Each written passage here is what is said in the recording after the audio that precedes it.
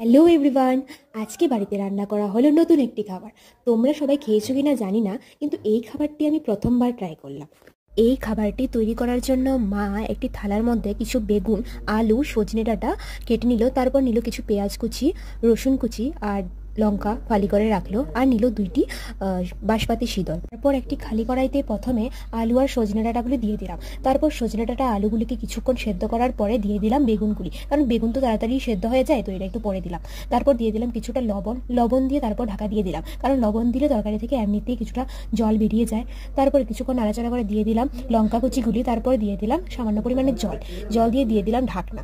তো তারপর ঢাকনা তুলে দিয়ে দিলাম শুটকিগুলো মিশিয়ে দিলাম, দিয়ে দিলাম কিছুটা হলুদ গুঁড়ো দিলে, আমরা তো বাঙালি, হলুদ গুঁড়ো ছাড়া তো আমাদের হয় না তরকারি, কারণ তরকারিটা দেখার জন্য একটু সুন্দর করতে হবে। তো তারপর আমরা দিয়ে দিলাম একে একে পেঁয়াজ কুচিগুলি। এই তরকারিটা কিন্তু সম্পূর্ণভাবে কোনো তেল মশলা ছাড়াই রান্না করা হয়েছে, যা শরীরের জন্য